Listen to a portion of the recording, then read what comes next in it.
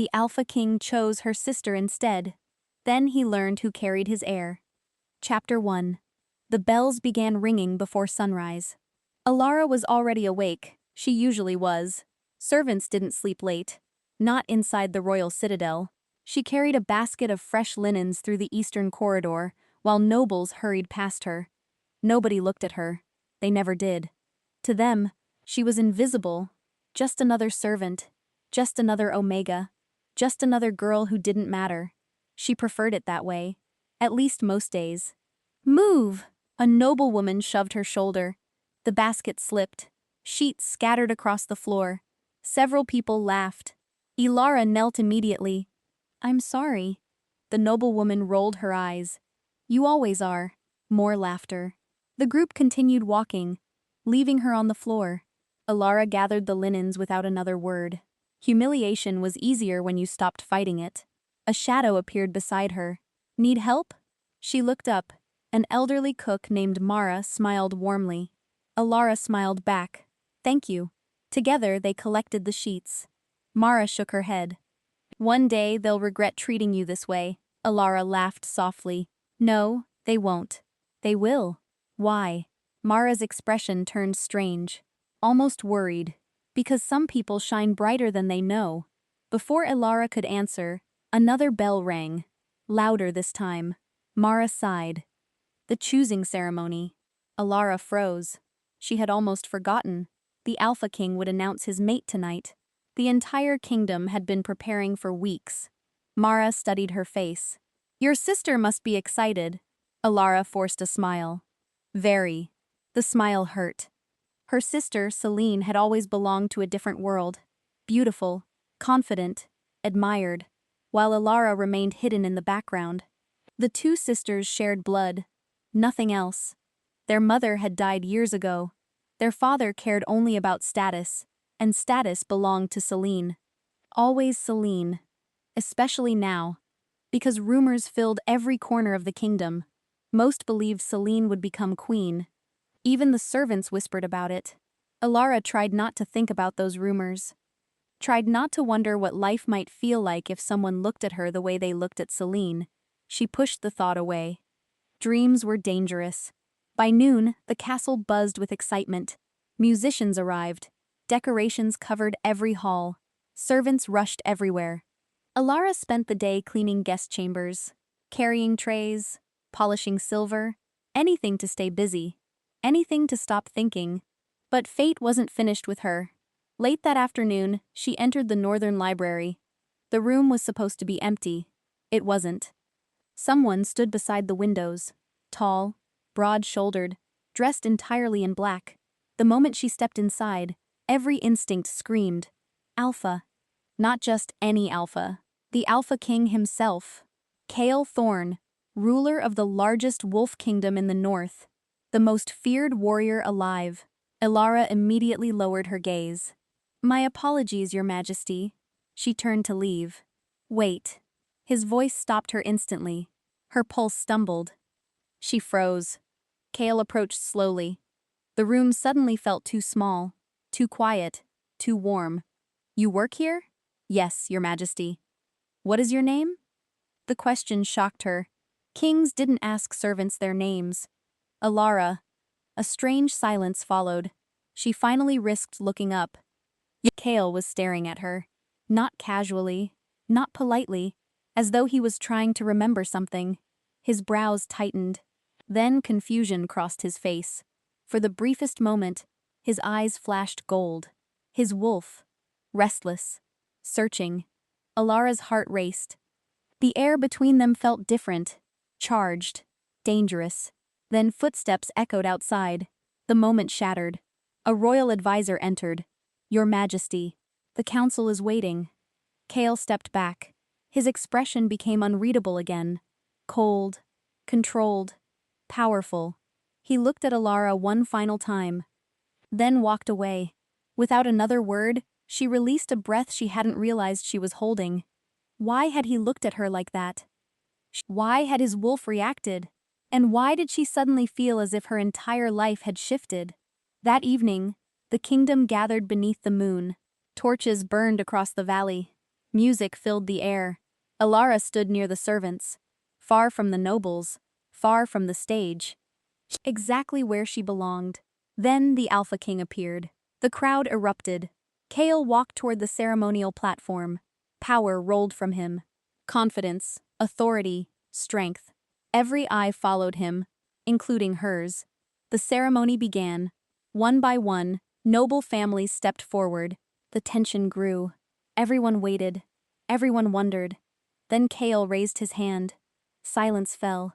He spoke one name. Celine Ashwood.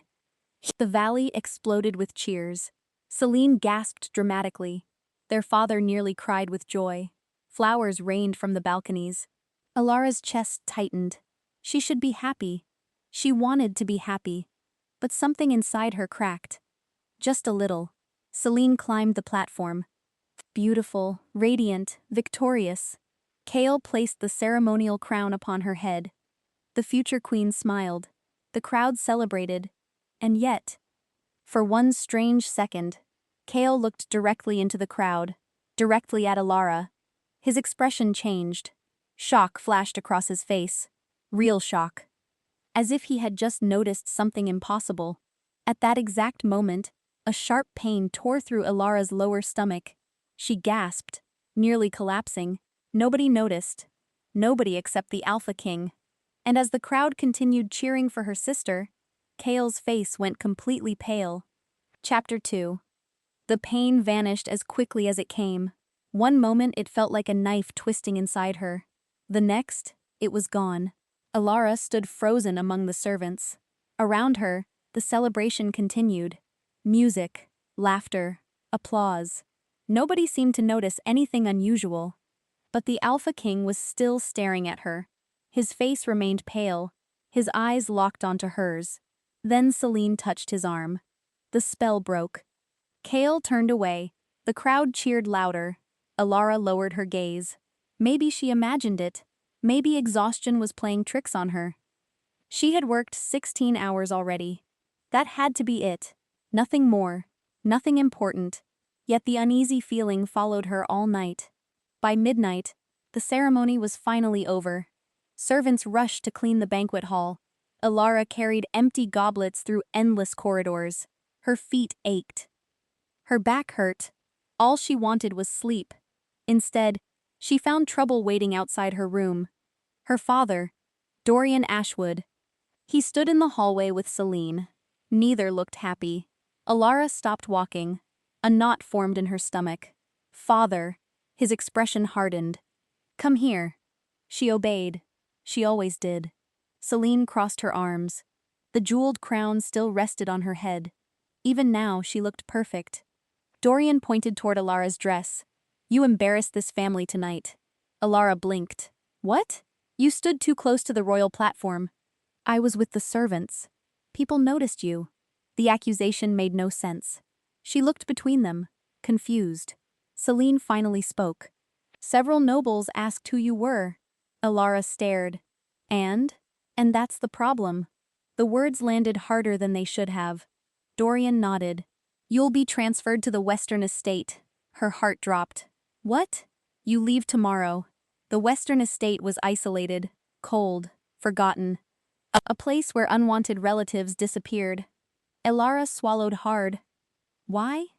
Neither answered immediately. That silence frightened her more than shouting. Finally, Celine sighed. You always make things complicated. I don't understand. Exactly. Alara looked at her sister. For years she had accepted being second, accepted being ignored, accepted being overlooked. But tonight felt different. Wrong. What did I do? Celine's eyes narrowed. For a split second, something ugly appeared beneath her perfect smile. Jealousy. The emotion vanished almost instantly. But Alara saw it, and that frightened her, because Celine never felt threatened by anyone. Especially not by her. You should be grateful, Celine said coldly. Grateful? You'll have a peaceful life away from court. Dorian ended the conversation. Be packed before dawn. Then they left, leaving Alara alone. She stood motionless in the hallway, confused, hurt, and increasingly afraid. Something was happening. Something nobody wanted to explain. Sleep never came. Before sunrise, Alara finished packing her few belongings. A handful of dresses, 2 books, her mother's necklace. That was all she owned. Pathetic, really. A quiet knock interrupted her thoughts. Mara entered carrying a basket. The older woman immediately frowned. "They're really sending you away." Ilara nodded. Mara looked furious. "Fools! It's fine." "No, it isn't." Ilara tried smiling. It failed. Mara stepped closer. "Tell me something." "What? Did anything strange happen last night?" The question startled her. "A strange pain." Mara's face changed. "What kind of pain?" Ilara described it. Every detail. The older woman became visibly uneasy. "That's impossible." "What is?" Mara hesitated, then shook her head. "Nothing." "Mara, it's nothing." The lie was obvious. Before Ilara could press further, another knock sounded. A royal messenger stood outside. His armor bore the king's crest. Both women froze. The messenger looked directly at Ilara. "The Alpha King requests your presence." Silence. Complete silence. Mara nearly dropped the basket. Ilara stared, certain she had heard wrong. "The Alpha King?" Immediately, her pulse exploded. Why? What possible reason could Kale have to summon her? The messenger offered no explanation, only an order, and orders from the Alpha King could not be refused. 10 minutes later, Ilara entered the royal gardens. Morning mist covered the stone pathways. The world felt strangely quiet, as if the kingdom itself were holding its breath. Kale stood beside a fountain, alone. No guards, no advisors, no future queen, just him. The sight felt oddly intimate, dangerously intimate. She stopped several feet away. "You requested me, Your Majesty." Kale turned. His expression remained unreadable, yet there was tension in his posture, a tension she had never seen before. "Come closer." She obeyed. The moment she stepped within arm's reach, his wolf reacted. She felt it. Not physically. Something deeper. Something primal. The air seemed to vibrate. Kale felt it too. His jaw tightened. His eyes flashed gold. Neither spoke. Several painful seconds passed. Then Kale asked quietly, "How old are you?" The question caught her off guard. 23. His expression darkened. "When is your birthday?" "Winter solstice." Something about that answer disturbed him. Ilara could see it. What is this about? Kale looked away. Toward the fountain. Toward the rising sun. Anywhere except her. Finally he spoke. "Last night." Her pulse quickened. "What about it?" "I felt something." The honesty surprised her. "So did I." His eyes snapped back to hers. "You felt it?" "Yes." The silence that followed became suffocating. Kale took a slow breath, then another, as if fighting an internal battle. "What exactly did you feel?" She described the pain, the sudden shock, the strange pull, everything. The more she spoke, the more troubled he became. When she finished, he looked almost alarmed. That terrified her. Because kings did not scare easily. "What does it mean?" she whispered. Before he could answer, footsteps echoed through the garden. Fast footsteps. Angry footsteps. Celine. The future queen stormed toward them. Her face burned with fury. The moment she saw Ilara standing beside Kale, her expression darkened further. "Why is she here?" Kale's face became emotionless.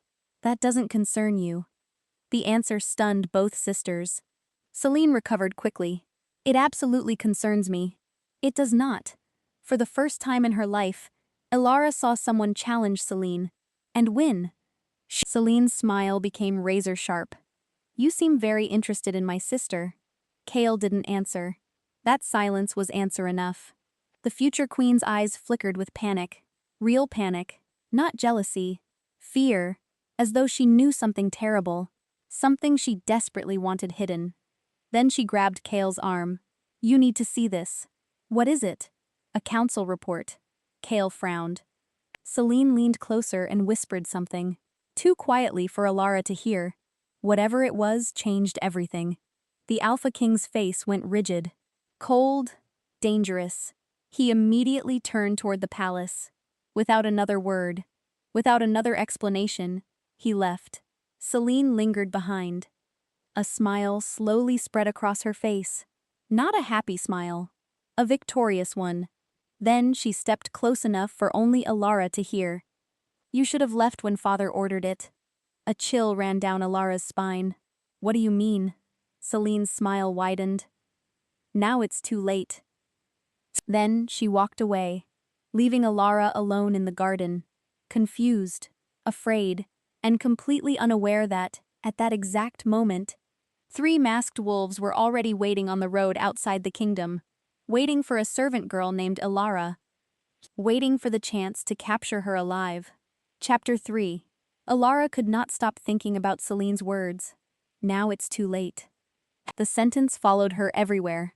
Through the kitchens, through the servant halls, through every corner of the citadel. By afternoon, she had made a decision. She would leave.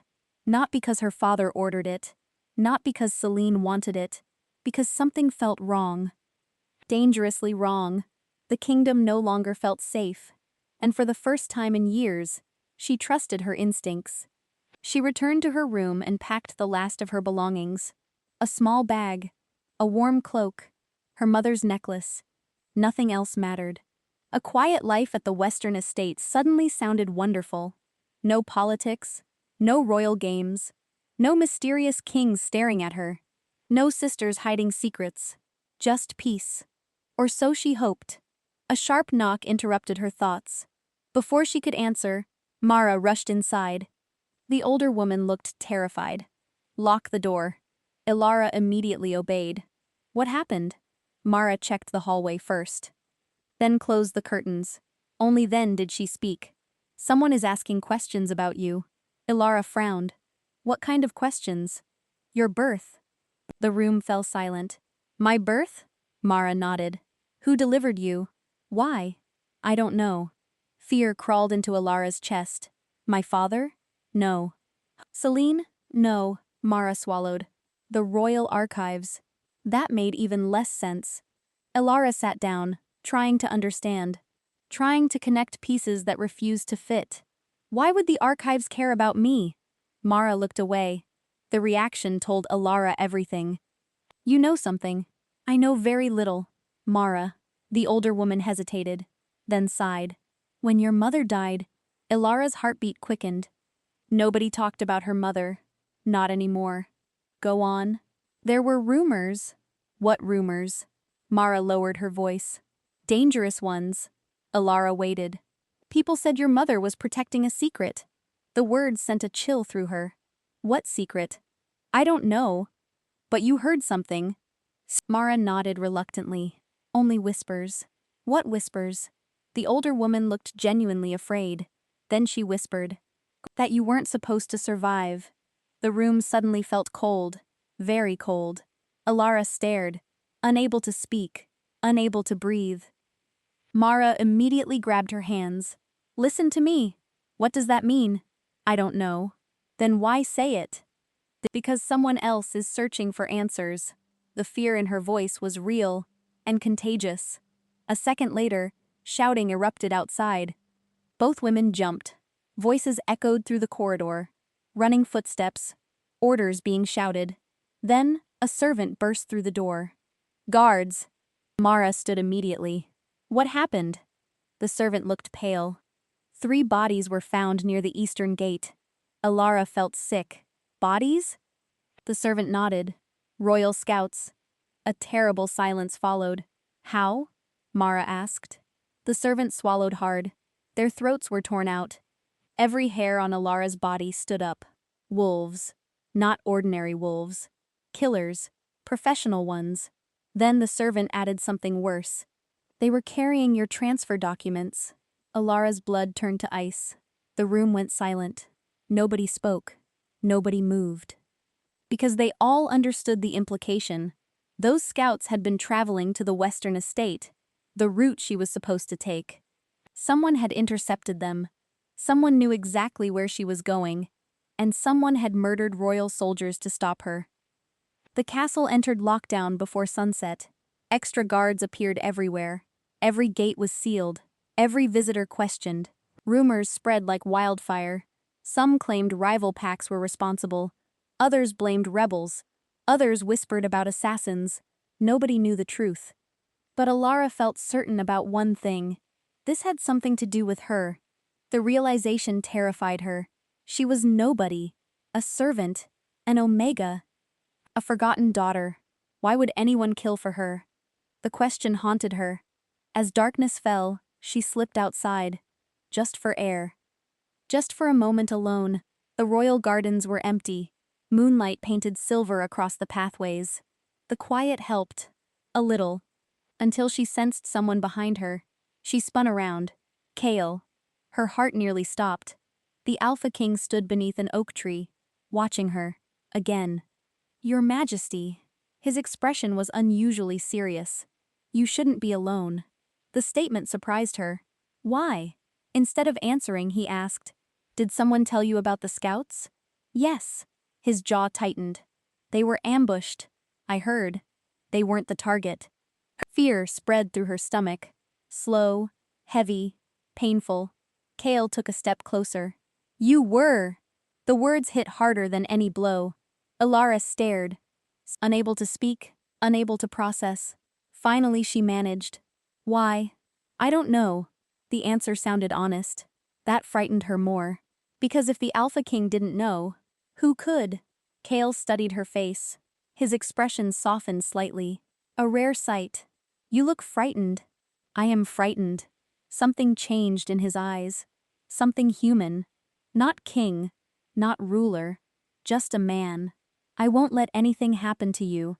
The promise surprised both of them.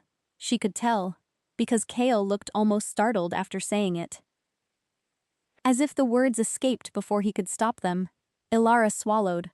Why? The question lingered between them. Why protect her? Why care? Why notice her at all? Kale looked away. Toward the moon. Toward the distant mountains. Anywhere but her. Finally he answered. "I don't know." Again. The same answer. And somehow that answer felt important. Because he wasn't lying. His wolf knew something. Something his mind hadn't discovered yet. The silence stretched. Comfortable, strange, dangerous. Then Alara noticed something. A scar. Partially hidden beneath his collar. Long. Ancient. Painful. Without thinking, she stepped forward. What happened there? Kale froze. Nobody asked about the scar. Nobody dared. Yet she had. His hand touched the mark instinctively. For a moment, real emotion crossed his face. Pain. Old pain. The kind that never fully healed. A war. Alara nodded. But she knew there was more. Much more. Still, she didn't push. That seemed to surprise him. Most people demanded answers from kings. She simply accepted the boundary. The realization seemed to affect him, more than it should have. A strange warmth settled between them. Not romance. Not yet, something else. Trust. The first fragile thread of it. Then everything shattered. A scream echoed across the gardens. A woman's scream. Celine. Both of them turned instantly. Another scream followed. Closer this time. Panicked. Terrified. Kale moved immediately. His wolf surged forward. His eyes flashed gold. "Stay here." Then he disappeared into the darkness. Fast. Too fast for human eyes. Alara stood frozen. Heart pounding. The gardens became silent again. Eerily silent. Then she heard it. A whisper. Directly behind her. "You should have run." Her blood froze. She spun around. A masked figure stood only a few feet away. She had heard nothing. No footsteps. No warning. Nothing. Moonlight reflected from a silver blade. The stranger smiled beneath the mask and whispered 3 words that changed everything. "We found you." Chapter 4. Alara couldn't move. For one terrible second, her body refused to obey. The masked wolf stood between her and the garden gate. The silver blade gleamed in the moonlight. "We found you." The words echoed in her mind. Found her. Not followed. Not recognized. Found. as if they had been searching for her all along. The stranger took a step forward. Instinct finally broke through her fear. Alara ran. Branches whipped against her face. Her shoes slipped on damp grass. Behind her, she heard laughter. The assassin wasn't rushing. That terrified her more than a chase. He wasn't worried. He already believed she belonged to him. "Run faster," he called. His voice sounded amused. "Please?" Alara pushed herself harder. The palace lights seemed impossibly far away. A cold wind rushed through the gardens. Then something slammed into her side. She crashed to the ground. Pain exploded through her shoulder. The attacker had moved impossibly fast. Like a wolf. A powerful one. Before she could rise, a hand grabbed her throat. The silver blade pressed against her skin. "Don't struggle." Elara's heart hammered. "Who are you?" The masked wolf tilted his head. "You really don't know." The statement sounded almost disappointed. "What do you want?" A strange silence followed. Then the assassin answered. "You. Not money, not ransom, not revenge. Her. Only her." Fear became something deeper, something colder. The assassin reached toward her necklace. Her mother's necklace. The small silver pendant she never removed. The moment his fingers touched it, he froze. Completely froze. His entire body went rigid. The assassin stared at the pendant, then at Alara, then back at the pendant.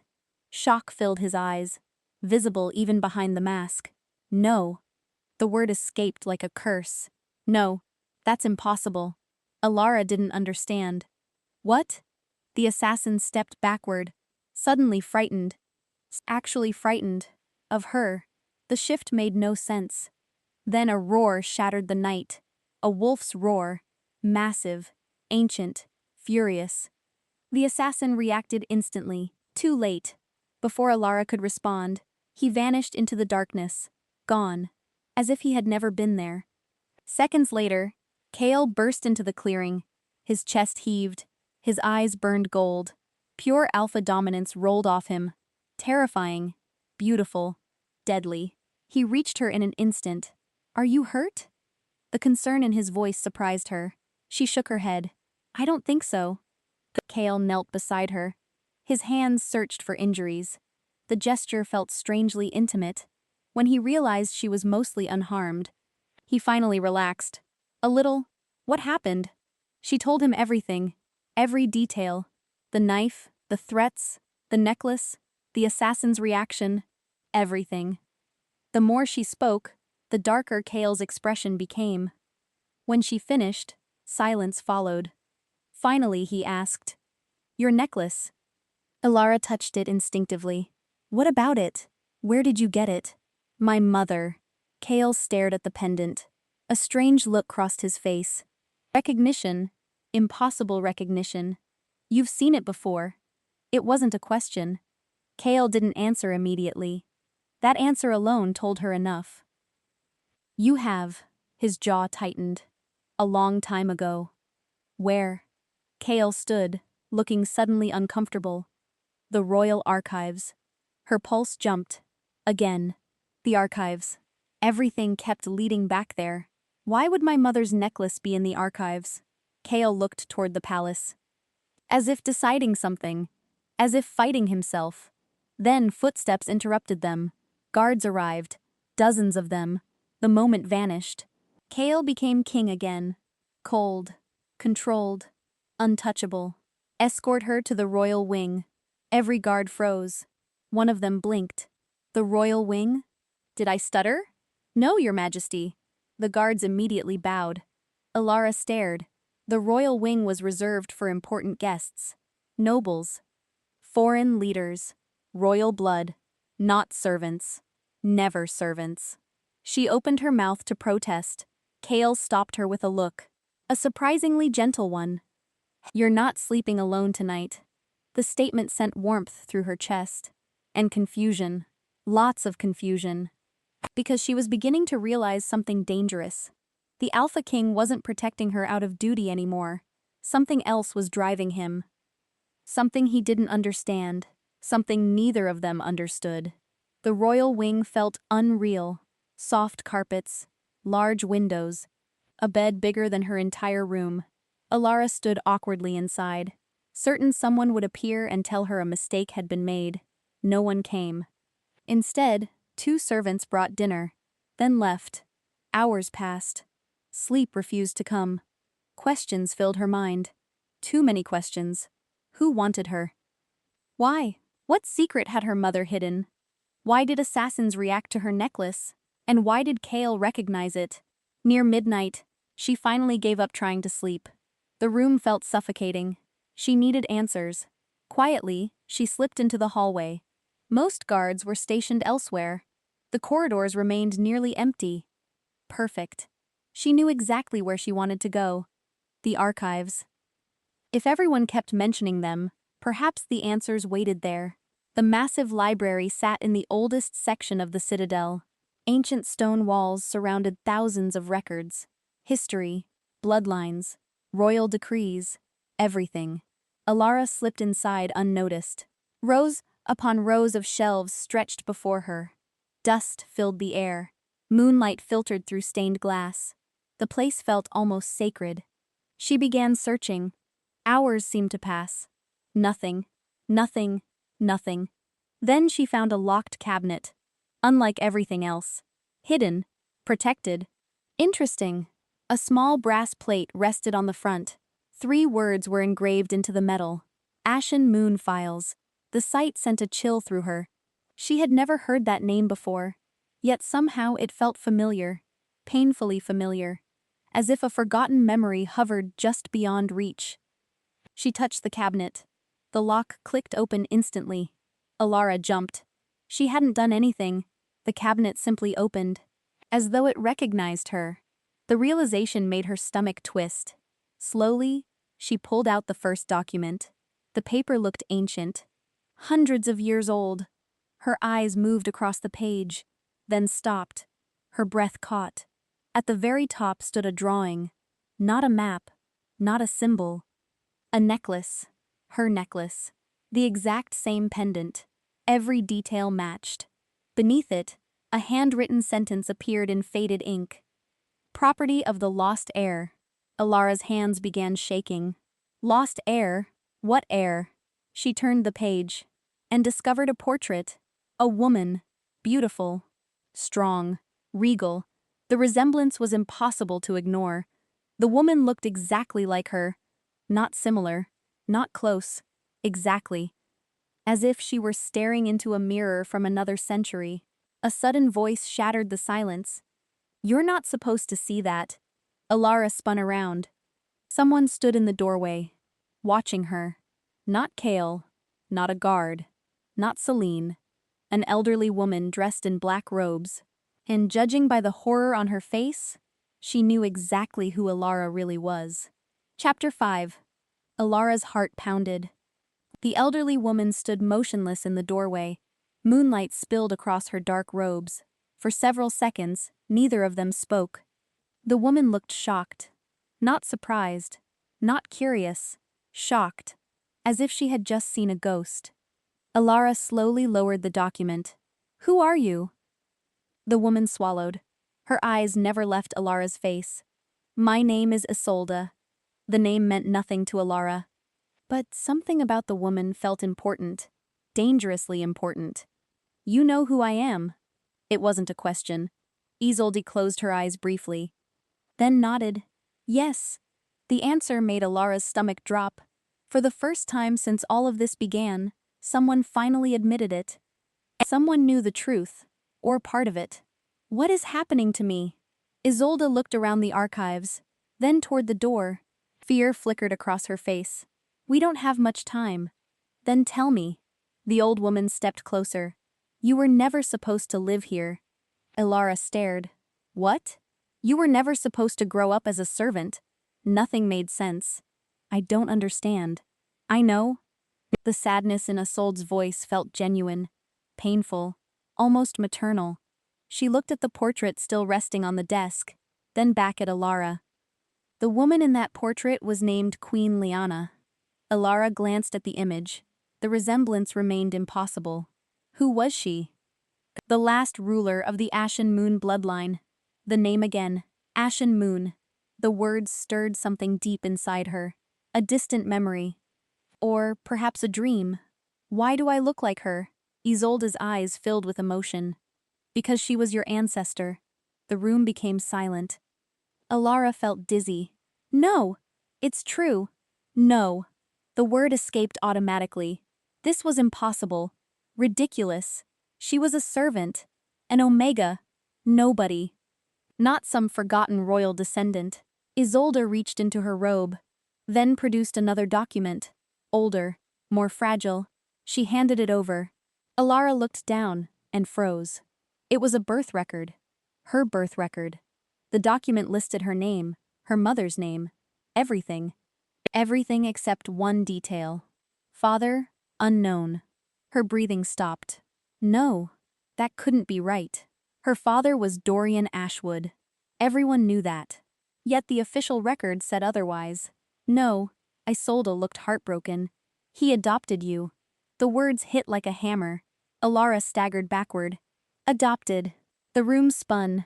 Every childhood memory suddenly felt different. Every cold glance. Every cruel word. Every moment she wondered why she never belonged. Adopted. The answer explained everything. And somehow made it worse. Tears burned behind her eyes. She fought them, failed. Why didn't anyone tell me? To protect you. From what? Isolde hesitated, then whispered. From the people who murdered your family. A chill swept through the archives. Murdered. Not died. Not disappeared. Murdered. The distinction mattered. A lot. Alara sank into a chair, trying to process everything. Who murdered them? Before Isolde could answer, the archive doors burst open. Both women jumped. Kale stormed inside. Fury radiated from him. The moment he saw the documents, his expression darkened. Isolde. The old woman straightened immediately. Your Majesty, you told her. Not a question, a statement. Isolde nodded. I had no choice. Kale looked at Alara, then at the birth record in her hands. A curse escaped under his breath. The silence that followed felt unbearable. Finally Alara stood. You knew. His jaw tightened. You knew. I suspected. The admission hurt more than it should have. Since when? The ceremony. The ceremony? Kale nodded. The moment I felt the bond. Her pulse jumped. What bond? The Alpha King closed his eyes briefly, as if regretting every word already spoken. Then he answered. A blood bond. The archives became silent. Even Isolde looked nervous. What does that mean? Kale stared directly into her eyes. It means my wolf recognized yours. The statement made no sense. I'm not a powerful wolf. That's what everyone believes. The correction sent fear crawling through her chest. Kale continued. The Ashen Moon bloodline wasn't destroyed. Alara's throat tightened. It survived. Isolde finished the sentence. In you. Neither of them spoke after that. They didn't need to. The truth hung heavily in the air. The assassins, the secrets, the necklace, the archives, everything connected, everything pointed toward her. She was the mystery, not the victim of it. The realization terrified her. An hour later, they sat inside a private chamber. Only Kale, Isolde, and Alara. The truth continued spilling out piece by piece. The Ashen Moon bloodline had once ruled a powerful kingdom. Not through force. Through something far rarer. Their wolves possessed unusual abilities. Healing, empathy, leadership, the ability to unite rival packs. People loved them, until someone became afraid. Powerful families joined together. A war followed. The bloodline vanished. Or so everyone believed. Why hunt me now? Alara asked. Isolde exchanged a glance with Kale. Neither looked comfortable. Finally, Kale answered. Because you're awakening. The words sent a chill through her. What does that mean? The pain you felt? The ceremony? He nodded. Your wolf is changing. Alara looked down at her hands. Nothing seemed different. Nothing looked different. Yet lately, she had felt strange. Sharper. Stronger. More aware. Small things. Things she ignored. Now they felt important. Then, another thought struck her. A terrifying one. Celine. Both Kale and Isolde looked up. My sister knows something. Kale immediately frowned. Why? Alara told them everything. The threats, the jealousy, the warning in the garden, every detail. The more she spoke, the grimmer Kale became. When she finished, he stood abruptly. She knew. What? Kale looked furious. Absolutely furious. Someone told her. Told her what? His eyes met Isolde's. And for the first time, real fear appeared in the old woman's face. Because they both understood something Alara had missed. Something terrible. If Celine knew about the bloodline, then Celine wasn't acting alone. A sudden knock interrupted them. 3 rapid knocks. Urgent. Dangerous. Kale opened the door. A royal guard stood outside. Pale. Breathing hard. Terrified. The guard immediately bowed. Your Majesty! What happened? The guard swallowed, then delivered the worst possible news. The future queen is gone. Silence. Complete silence. Kale's face hardened. What do you mean gone? She disappeared an hour ago. Every instinct inside Alara screamed. This wasn't a kidnapping. This wasn't an accident. Celine had left willingly. And she had left for a reason. The guard's next words confirmed it. We searched her chambers. Kale's voice dropped dangerously low. And? The guard looked directly at Alara, then whispered, We found letters. Alara's blood turned cold. What letters? The guard hesitated, as though afraid to say it. Finally he did. Letters proving Lady Celine has been secretly working with the wolves who are hunting you. And at that exact moment, somewhere beyond the kingdom walls, Celine Ashwood knelt before a hooded man. She handed him a silver pendant, a perfect copy of Alara's necklace. Then she smiled and said, I've delivered the heir exactly where you wanted her. Chapter 6. The room fell silent. Nobody moved. Nobody breathed. Celine, the future queen, the woman the entire kingdom adored, had been helping the people hunting Alara. The truth felt impossible. Yet deep down, Alara wasn't shocked. Not really. Too many moments suddenly made sense. The jealousy, the warnings, the fear hidden behind Celine's smiles. She had known, perhaps not everything, but enough. Enough to betray her. Kale looked ready to break something. His wolf pressed dangerously close to the surface. The air itself seemed heavier. The guard stood frozen, afraid to speak, afraid to leave. Finally Kale asked, Where are the letters? The council chamber. We're going. The guard immediately stepped aside. Kale started toward the door, then stopped. His gaze found Alara. Stay here? No. The answer surprised everyone, including her. Kale frowned. It's dangerous. My sister betrayed me. Pain tightened her throat. I deserve answers. For several seconds they stared at one another.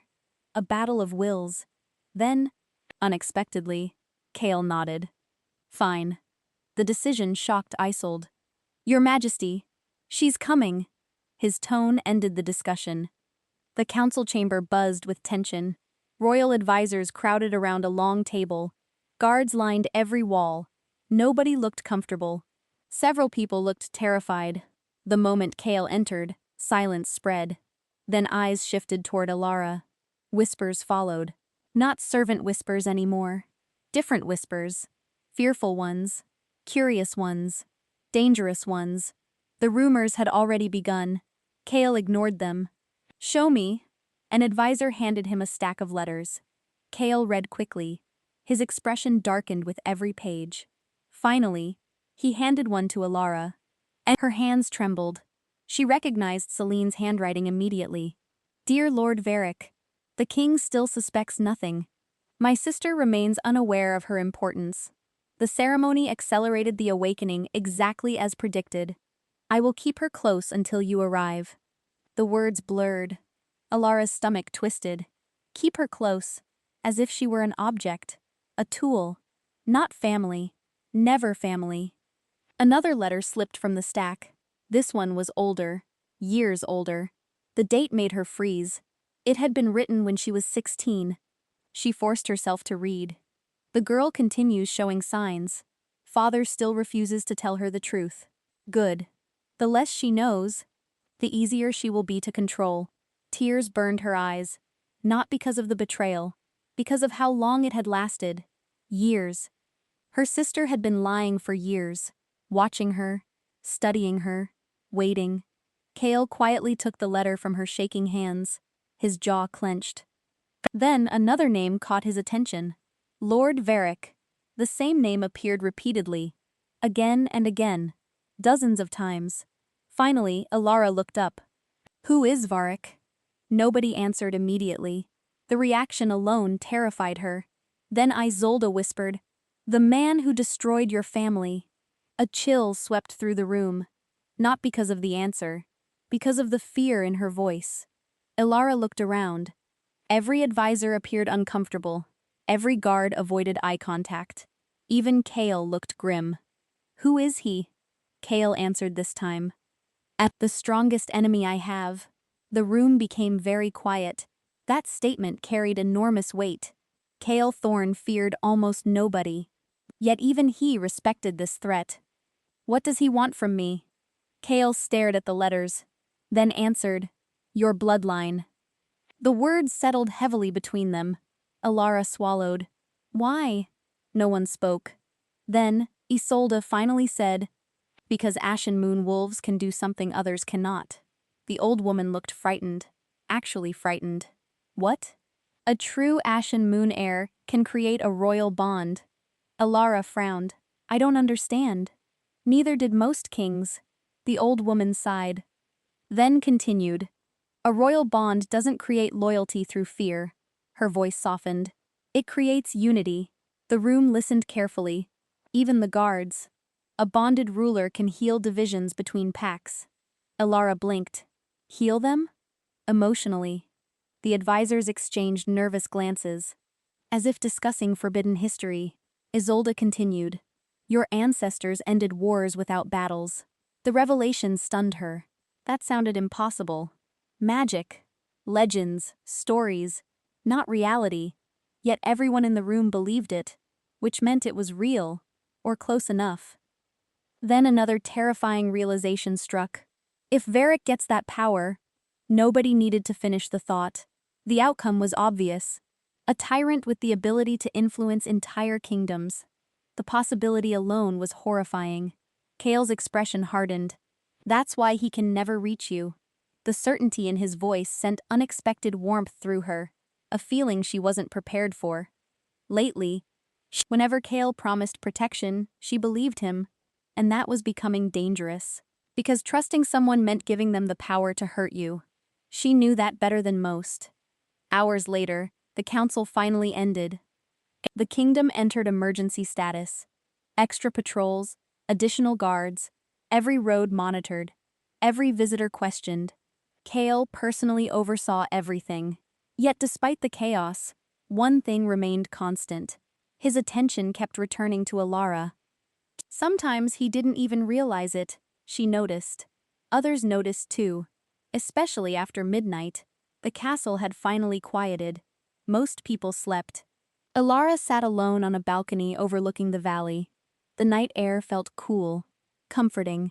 For the first time all day she could think. Or at least try. Footsteps approached behind her. She already knew who it was. Kale. He stepped onto the balcony. Neither spoke immediately. The silence felt natural, not awkward, not forced, just quiet. Eventually Kale leaned against the railing. You should be sleeping. A faint smile touched her lips. You should too. His mouth twitched slightly. Almost a smile. Almost. The sight made her heart stumble. Which annoyed her. A lot. Because Kale was confusing enough already. She didn't need him becoming charming too. Several moments passed. Then she asked quietly, Did you really choose Celine? Kale looked surprised. The question clearly caught him off guard. At the ceremony, Alara stared out at the valley. You chose her. A strange expression crossed his face. Something complicated. Something troubled. No. The answer made her blink. What? I announced her. That's the same thing. It isn't. Confusion flooded her. What does that mean? And Kale looked away. His jaw tightened. For a moment she thought he wouldn't answer. Then he did. Very softly. I never wanted Celine. The words hit harder than they should have. Elara stared, trying to understand. If you didn't want her, why choose her? Kale closed his eyes briefly, as if exhausted, as if carrying a burden alone for too long. Then he whispered, "Because someone convinced me it would save a life." Her pulse quickened. What life? Kale looked directly at her. The intensity of his gaze stole her breath. For several seconds he simply stared, then finally answered, "Yours." The world seemed to stop. Everything became still, silent, impossible. Before Elara could speak, a howl echoed across the valley, long, deep, ancient. Every wolf inside the kingdom immediately reacted, including Kale. His head snapped toward the mountains. Alarm flashed across his face. Real alarm. Then another howl followed, and another, and another. Dozens of them. The sound chilled Elara's blood. Something was coming. Something massive. A guard burst onto the balcony. Pale. Panicked. "Your Majesty!" Kale turned instantly. "What is it?" The guard struggled to breathe. "The northern border. What about it?" The guard swallowed hard, then delivered the news. "Varric's army has crossed into the kingdom." Kale's face went cold. Completely cold. The kind of expression worn by kings before wars. But the guard wasn't finished. His next words were even worse. He sent a message. Kale held out his hand. The guard passed him a sealed parchment. Kale broke the seal. "Read the contents," and went absolutely still. A second later, he handed the letter to Elara. Her eyes moved across the page. One sentence. Only one. "Send me the true heir within 3 days, or I will execute the man you know as your father." Dorian Ashwood. Chapter 7. Elara couldn't breathe. The letter trembled in her hands. Dorian Ashwood. The man who had ignored her, belittled her, sent her away without hesitation. The man who wasn't even her real father. Varric was going to kill him.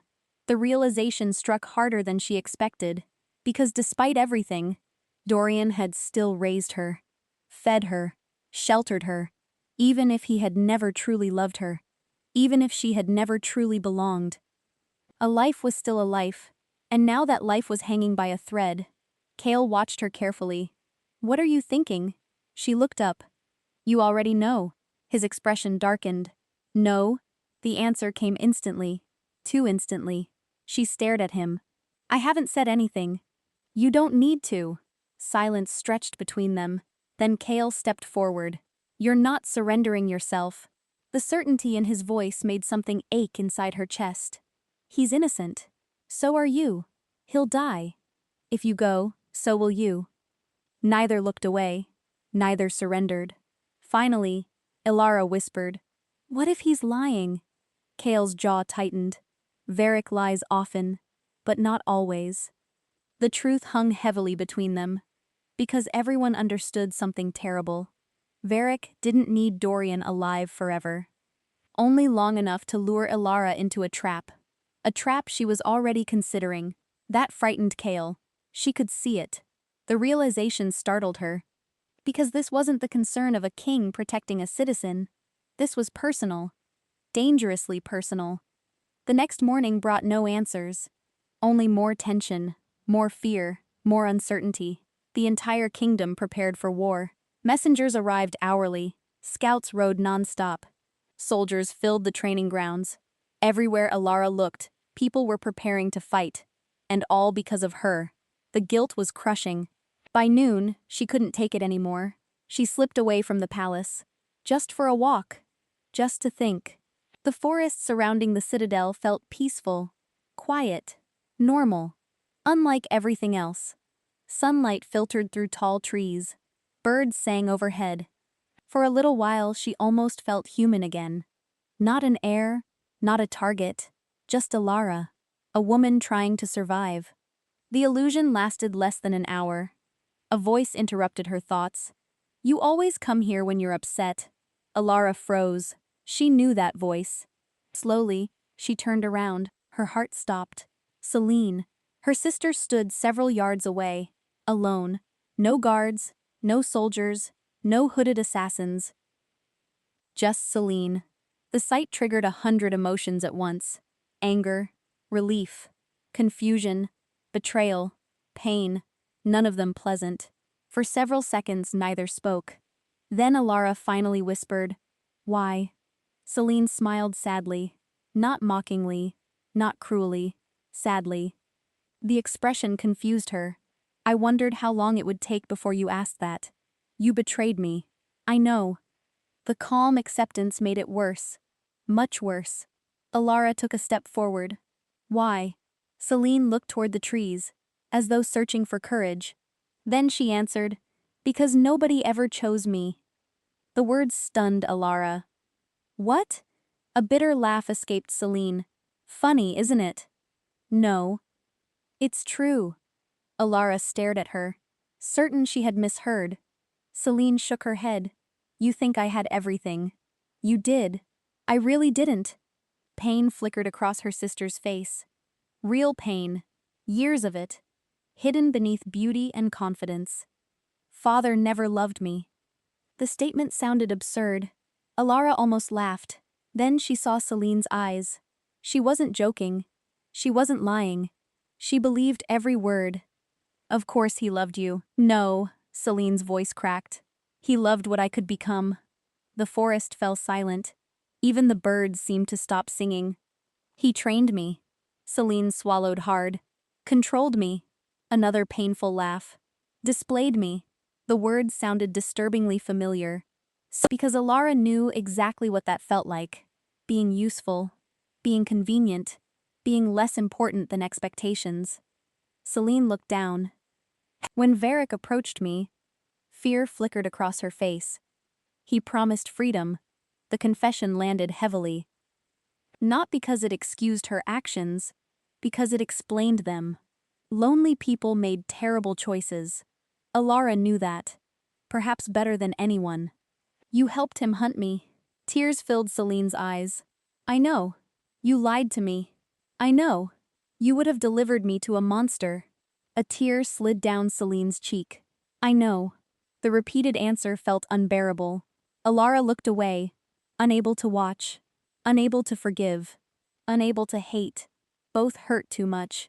Then Celine whispered something unexpected. He lied to me. Alara looked up. What? The whole time. Fear returned to Celine's face. Raw fear. The kind people couldn't fake. He never wanted me. The words sent a chill through the forest. He wanted you. Suddenly everything made sense. The attention, the manipulation, the years of planning. Celine had never been the prize. She had merely been a path, a tool, exactly like Alara. The realization devastated both sisters. Then a branch snapped nearby. Both women froze. Someone was watching. Celine's face drained of color. No? Another sound echoed. Closer. Fear exploded in her eyes. Run! Alara's pulse jumped. What? Run! The scream came too late. Figures emerged from the trees. Masked wolves. 10, 20, maybe more. Surrounding them from every direction. Celine stumbled backward. Panic consumed her. He found us. A familiar voice echoed through the forest. Slow. Calm. Confident. Actually, the wolves parted. A tall man stepped forward. Silver hair. Black armor. Cold gray eyes. The sight made Celine tremble. Alara immediately knew. Varric. The man who destroyed her family. The man behind everything. He looked at Alara and smiled. Not cruelly. Almost affectionately. Which somehow felt worse. There you are. Every instinct screamed danger. Run. Hide. Fight. Anything. Varric ignored everyone else.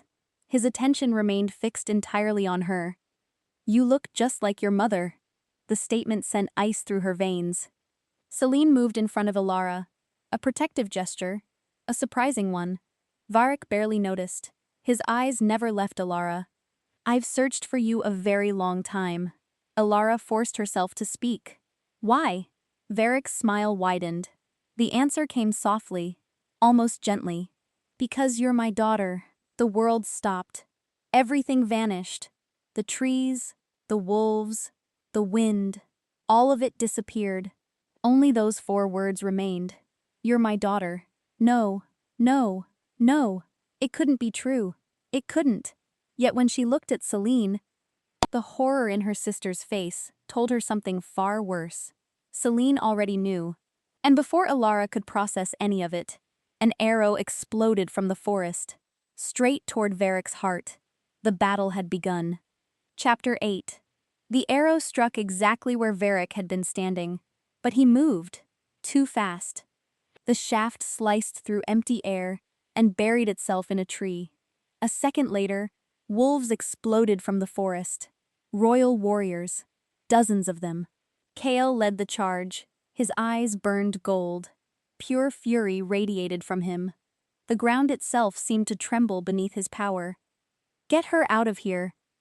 The command echoed across the battlefield. Chaos erupted instantly. Steel clashed. Wolves roared. Trees splintered. Alara stood frozen, still trapped inside 4 impossible words. You're my daughter. Nothing else felt real. Nothing else mattered. Then someone grabbed her wrist. Celine. Move! The urgency in her sister's voice broke the spell. Together they ran. Branches whipped past. The sounds of battle followed them. Closer than they should have been. Too close. Behind them, wolves crashed through the undergrowth, pursuing, hunting, relentless. Celine looked over her shoulder. Fear flooded her face. They're gaining on us. Alara's heart hammered. Where are we going? The river. What? Just trust me. Trust. The word felt strange coming from Celine.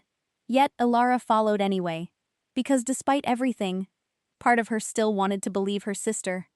Ahead, rushing water thundered through the forest. The river. They burst from the trees.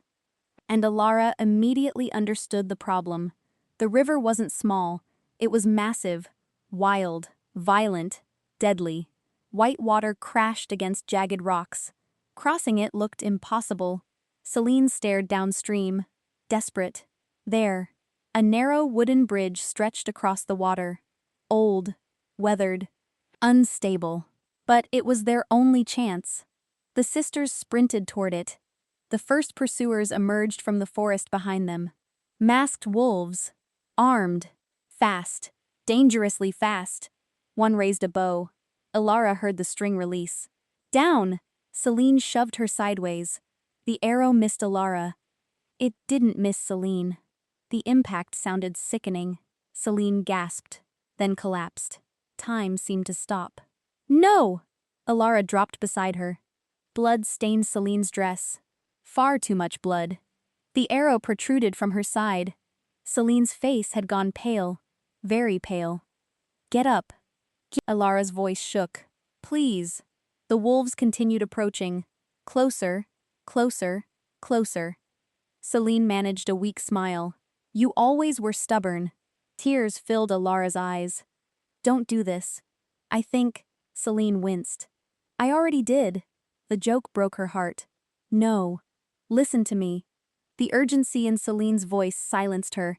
You need to leave. I'm not leaving you. You have to. Another painful breath. Vorik isn't your father. The words stunned Alara. What? Celine grabbed her wrist, weakly, desperately. He's lying. Confusion flooded her. But you knew. I knew what he wanted me to believe. Fear flickered in Celine's eyes. He manipulated me too. The revelation struck hard. Varric lied to everyone, constantly, even his allies, even his tools, especially his tools. Then who is my father? Celine's expression changed, almost hopeful, almost relieved, as if she had finally reached the end of a burden. Then she whispered a name, and Alara's entire world shattered. Kale, the river roared. The forest vanished. Everything disappeared. Only that name remained. Kale. No? Impossible. Completely impossible. Kale wasn't old enough, was he? Confusion overwhelmed her. Celine saw it, and despite her pain, she nodded. It's true. No, it is. How? Tears filled Celine's eyes. The answer is in the archives. The wolves were almost upon them now. 20 yards. 15. 10. Still, Ilara couldn't move, couldn't think, couldn't breathe. Kale. Her father? The idea was absurd, ridiculous. Yet Celine looked utterly convinced. Then her sister smiled sadly. A familiar smile. The smile she wore as a child. Before politics. Before lies. Before betrayal.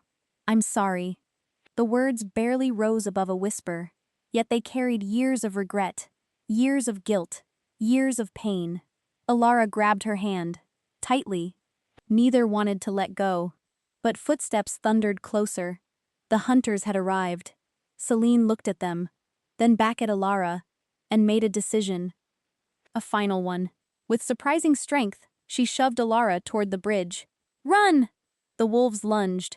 Celine turned to face them, alone, bleeding, dying, yet somehow fearless. No. Ilara tried to go back. Celine screamed. Go! A wolf reached her first, then another, then another. The bridge shook beneath Ilara's feet as she ran. Tears blurred her vision. She didn't see what happened next. Couldn't, wouldn't. But Celine's final scream followed her across the river. And then, silence. By the time Kale found her, night had fallen. Rain poured from the sky. Cold, relentless, merciless. Ilara sat beside the river, motionless, numb. Kale approached slowly. His armor was stained with blood. Not all of it his enemies. His expression softened when he saw her. Ilara. She didn't answer. Couldn't. Not yet. Kale knelt beside her. You're hurt. No. His eyes searched her face. Then immediately found the truth. Something inside her had broken. Something important. He sat beside her in silence. No questions. No demands. Just quiet. For a long time, neither spoke. Eventually, Ilara whispered, Celine is dead. The words shattered her. Fresh tears spilled down her cheeks. Kale closed his eyes. Pain crossed his face. Real pain. Because despite everything, Celine had once been his future queen. And because death always hurt. Even when complicated. Especially when complicated. Several minutes passed. Then Ilara looked at him. What aren't you telling me? Kale froze. The reaction confirmed everything. Something. A secret. A huge one. The memory of Celine's final words returned. Kale, her father. Impossible. Absurd. Yet she had to ask. No matter how ridiculous it sounded. Who was my mother to you? Kale went completely still. The rain continued falling. Neither moved, neither looked away. Finally, he answered. She saved my life. The statement stunned her. When? 24 years ago. 24. Exactly her age. Fear crept into her chest. Slowly. Terribly. What happened? Kale stared at the river, at the rushing water, at memories only he could see. Then he whispered, I loved her. The confession hit like lightning. Everything stopped. The rain, the river, the world, all of it vanished. Only those 3 words remained. I loved her. Ilara couldn't breathe. Because if Kale had loved her mother, then Celine's final claim suddenly became much less impossible. Kale finally looked at her. Pain filled his eyes. Old pain, the kind that never healed. There are things about your birth you don't know. Her heart pounded. What things? Kale hesitated. For the first time since she'd met him, he looked afraid. Truly afraid. Then he spoke. And his next sentence changed everything. The night you were born, his voice broke. I was told you died in my arms. Chapter 9. The rain kept falling, but Ilara barely felt it.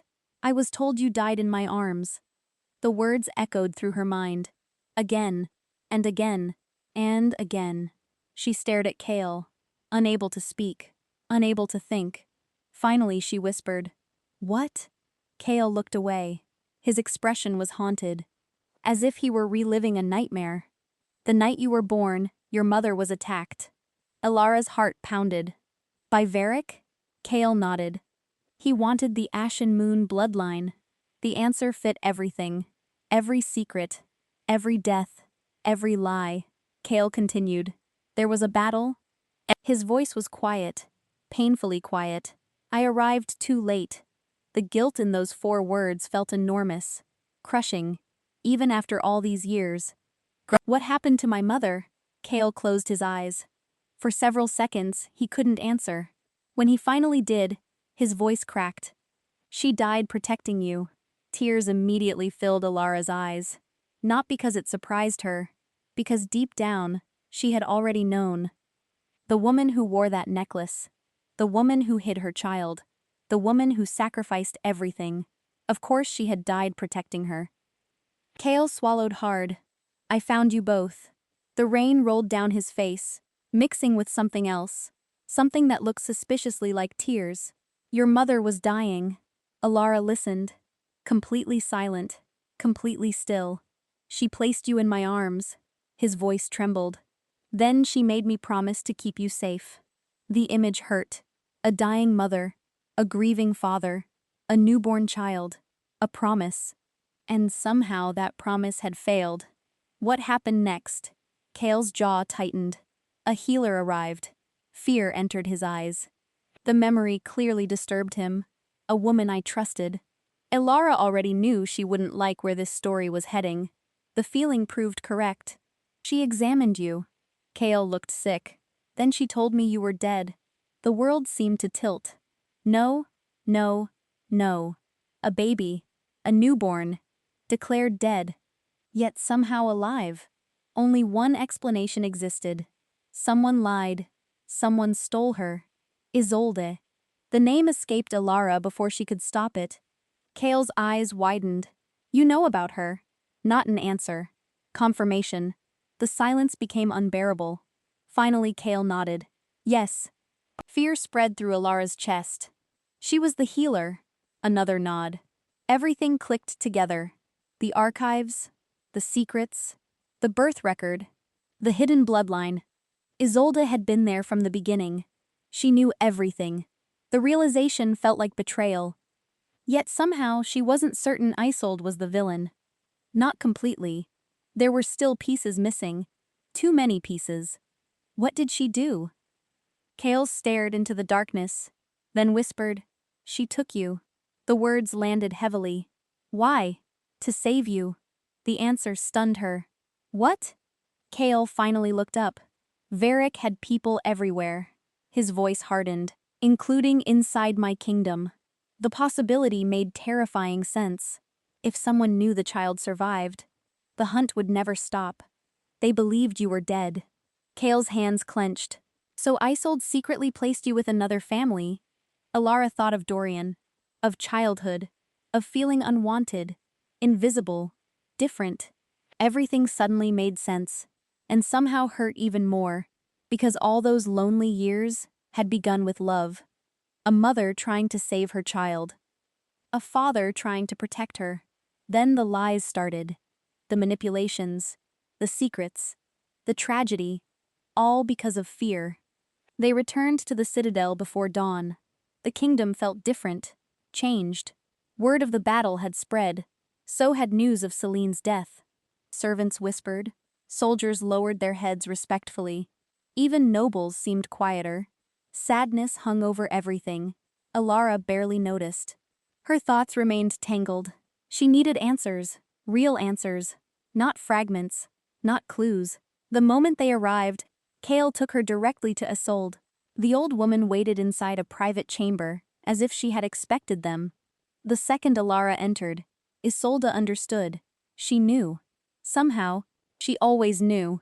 The old woman's shoulders sagged. He told you. Kale stepped forward.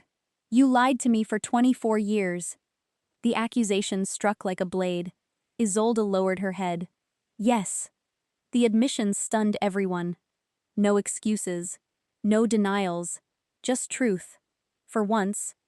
Kale's voice shook with anger. And you let me believe my daughter was dead.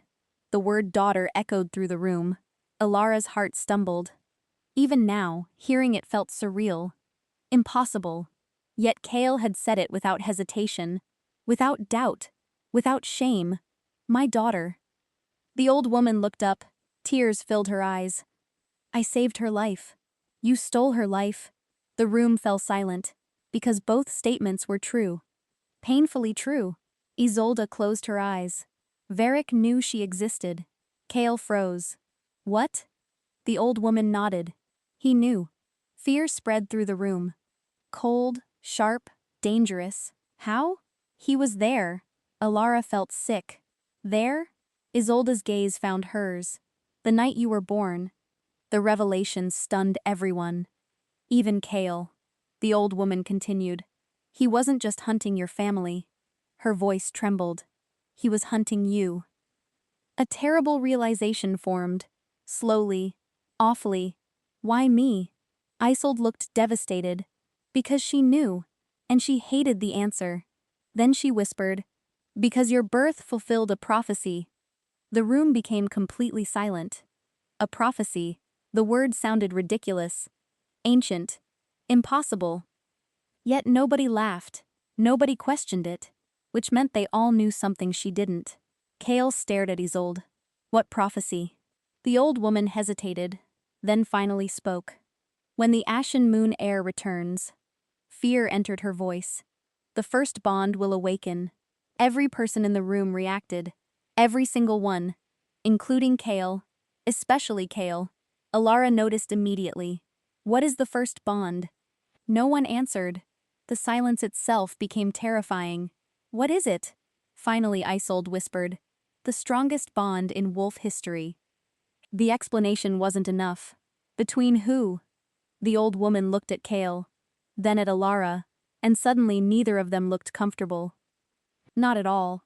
Fear crept into Alara's stomach. A very specific fear, because she was beginning to suspect the answer, and she didn't like it. Not one bit. Then a horn echoed across the citadel. Loud. Urgent. Dangerous. Everyone turned. A guard burst into the room. His face was white. Absolutely white. What happened? The guard struggled to speak, then finally managed. Varric is here. Kale immediately moved toward the door. How many soldiers? The guard shook his head. It's not an army. Confusion spread across the room. What do you mean? The guard swallowed. Then, delivered the impossible news. He came alone. Silence. Complete silence. Varric, the most dangerous man in the kingdom, had walked directly to the citadel. Alone. That made no sense. Unless he knew something. Something everyone else didn't. The guard looked directly at Alara, then spoke the final message. He says he doesn't want the heir. The room froze. Every instinct screamed that this was a lie.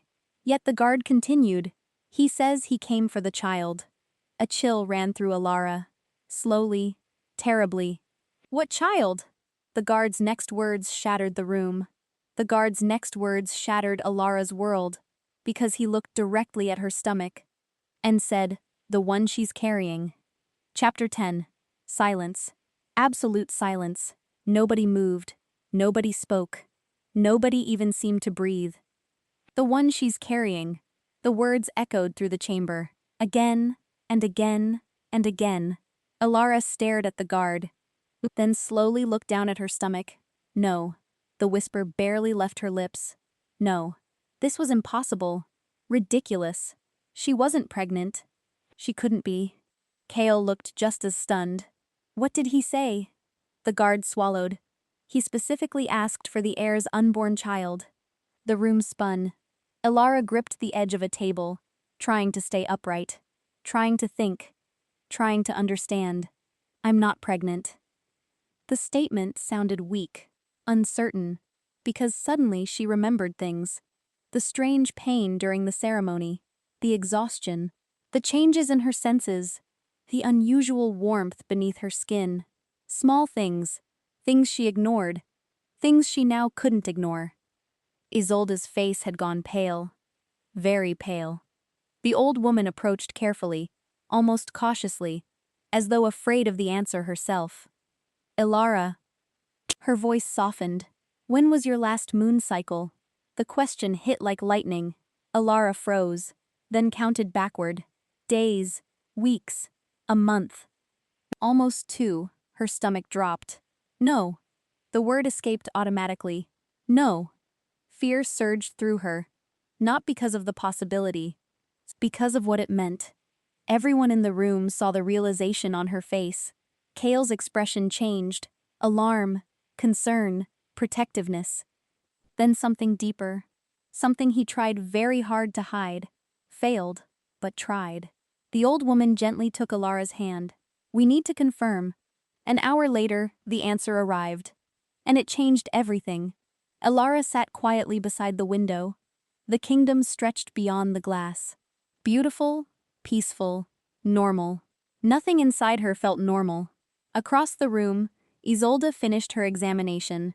The old woman looked emotional, relieved, terrified, 100 things at once. Finally, she nodded.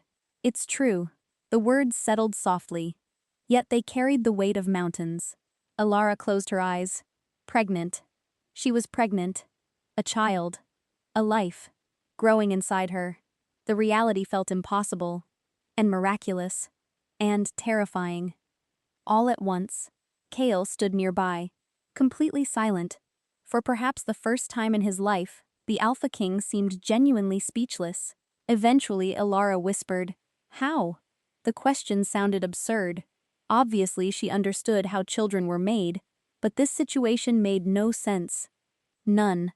Isolde exchanged a glance with Kale, then sighed. The first bond.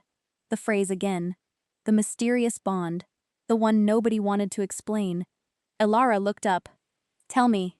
No one argued. No one delayed. At last, the truth emerged.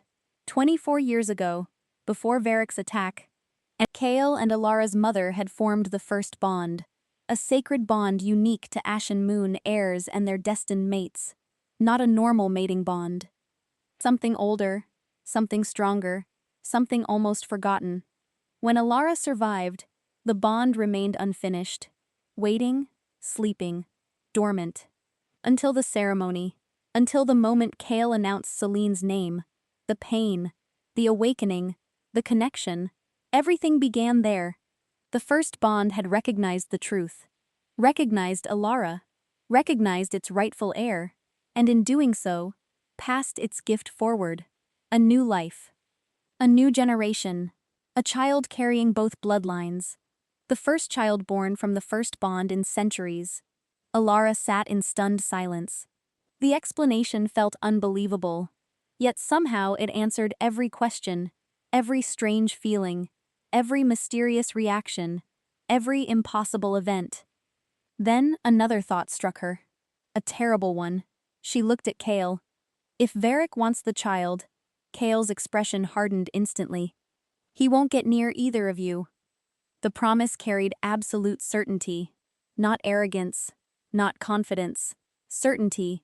For the first time, Elara believed it completely. At sunset, the citadel gates opened. The entire kingdom watched. Soldiers lined the walls. Citizens filled the streets. Silence stretched across the valley. Varric stood alone in the center of the road. Exactly as promised. No army, no guards, no allies. Only him. The sight felt wrong. Dangerous. Predatory. Kale walked through the gates. Elara stood beside him. Against everyone's advice. Against every warning. Because she was done hiding. Done running. Done living inside other people's secrets. Varric smiled the moment he saw her. The expression made her skin crawl. There she is. Kale stepped forward. You're finished. Varric laughed softly. No. His gaze shifted to Elara's stomach. Actually, I've lost. The statement stunned everyone. Even Kale. Varric looked tired, older than before. For the first time, he seemed less like a monster. More like a broken man. A dangerous broken man. But broken nonetheless. Then he said something nobody expected. I never wanted the bloodline. Silence. Confusion spread through the crowd. Varric smiled sadly. Not at first. Alara frowned.